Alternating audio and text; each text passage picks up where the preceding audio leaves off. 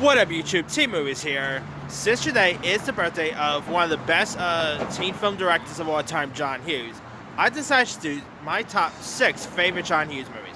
Because it's crazy to believe that he hasn't done 10 feature films. Like, some reason I always thought he did 10, but technically he did, like, less than 10. So, now, granted, I'm only going to be talking about my favorite film, like, directing films of his. I'm not going to really add, like, his writing credits, like, that's why you're not going to see Home Alone on this list or Vacation. Even though those movies are great, he technically didn't direct them. So these are only his directing films. Alright. Tragically, he passed away way too soon. He passed away in 2009. I think he was like 50... I think he was 59 when he passed away. Real tragic loss. But anyway. With that being said, here's my favorite John Hughes movies. Alright, coming in at number 6, I'm going to go with Uncle Buck. Uncle Buck, come on, with John Candy as the famed Buckaroo himself, Uncle Buck, taking care of his brother's kids and all. The kids are, of course, played by Gabby Hoffman, Macaulay Culkin, and Jean Louisa Kelly. I mean, this movie is it's one of his funniest films there is. You know, Uncle Buck's, John Candy at the height of his career was terrific in this. His scenes with the kids was pretty great. I mean, this is a real, this is a bumbling idiot that you probably won't even trust around your kids, But yeah, John Hughes. I mean, he directed John Candy a couple of before, but man, Uncle Buck is downright hilarious. If you guys haven't really seen Uncle Buck by now, go check it out. All right.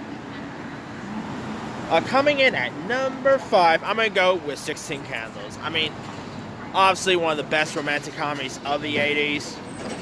Starring Molly Ringwald, who during her 16th birthday ends up, falling for this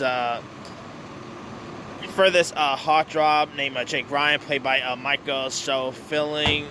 And there's of course the classic kissing scene between those two. This is and fun fact, today is also Molly Ringwald's birthday too. So it's kind of funny that pretty cool that Molly Ringwald and John Hughes, who worked together a couple times, share the same birthday. I always found that to be pretty cool. But anyway, yeah, Molly Ringwald, Michael Schofield, I think it's Schofield or something like that, who played Jake Ryan. He was great.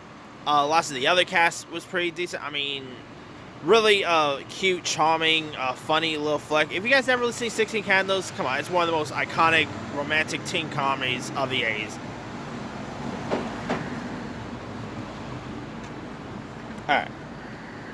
Oh, and not to mention you got Anthony Michael Hall in this, so lots of John Hughes frequent collaborators. Alright. Coming in at number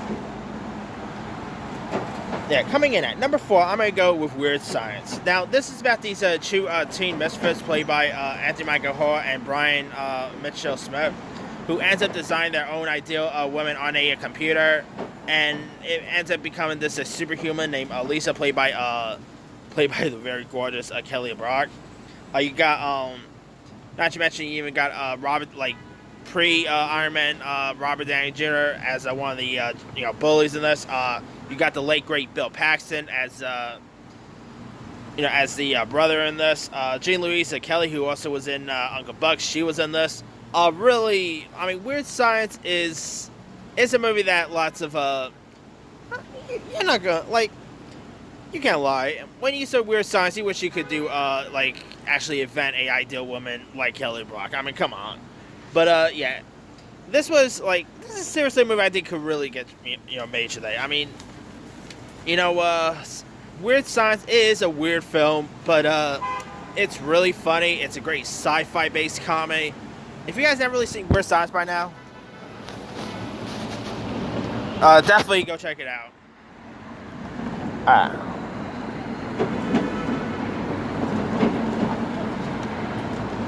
Coming in at number 3, I'm going to go with Ferris Bueller's Day Off. I mean, Matthew Broderick as the Tyro of Ferris Bueller.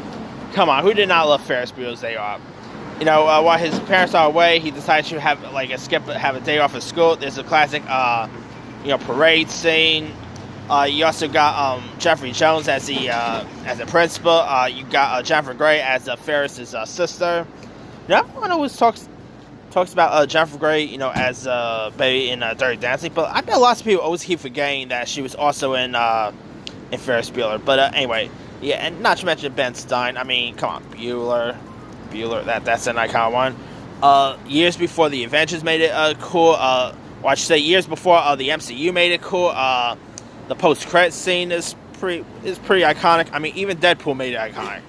But yeah, Ferris Bueller is definitely one of the best '80s teen comedies there is. And come on, who did not love Ferris Bueller? All right.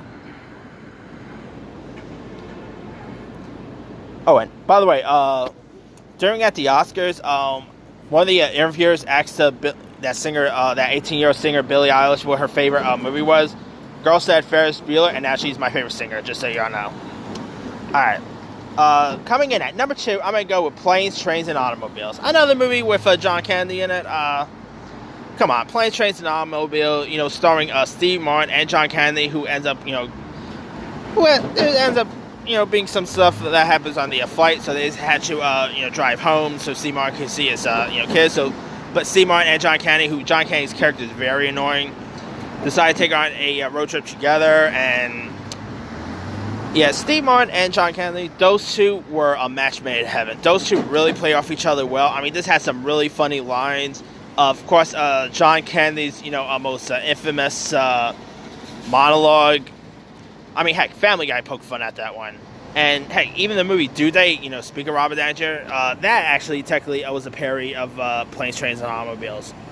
But anyway, yeah, it's also probably one of the best Thanksgiving movies because they gotta get there they gotta get home during Thanksgiving. So technically, this is a Thanksgiving movie, not a Christmas movie. So everyone always keep thinking this is a Christmas movie, but no, it's a Thanksgiving movie. But anyway, yeah, if you guys haven't really seen Planes, Trains, and Automobiles, I mean, they don't make comedies, like this film anymore. So, all right. Now, my number 1 favorite John Hughes movie of all time obviously goes to The Breakfast Club. I mean, come on, The Breakfast Club starring the frat pack. You got Molly Ringwald, Anthony Michael Hall. Speaking of, I cannot wait to see Anthony Michael Hall in the new Halloween movie. Just want to throw that out. You also got, I mean, come on, it's a whole movie that takes place during Saturday morning detention. And, I mean, you got Molly Ringwald as the Princess Claire. You got, you got Judd Nelson as the rebel John. You got the outcast Allison, played by Ali Sheedy. Anthony Michael Hall plays the Brainy. Emilio Estevez plays the jock Andrew. Probably one of the best, coolest, iconic, dance sequence in film history. I mean, Breakfast Club is really the movie that even people who wasn't even, obviously, Breakfast Club was way ahead of my time. I was born in 92, so, yeah, I never really grew up with Breakfast Club. But, I mean, even people, today will really reconcile with Breakfast Club. It's one of the most iconic, I mean, lots of other movies and TVs has parody Breakfast Club. I mean, Ted Chu parody Breakfast Club.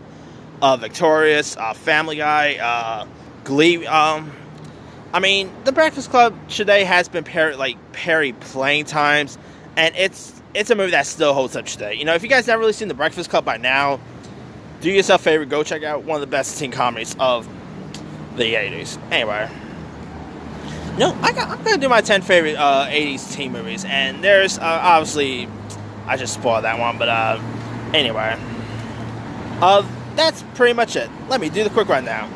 6, Uncle Buck. 5, 16 Candles. 4, Weird Science. 3, Ferris Bueller. 2, Planes, Trains, and Automobiles. And 1, Breakfast Club.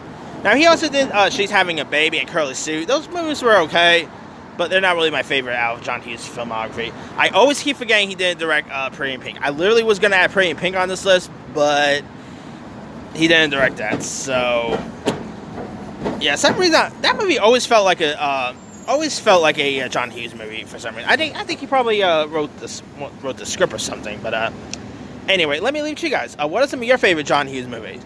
Drop a comment below. Don't forget to like, subscribe, hit that bell for more notifications. This is T Movies and RIP John Hughes.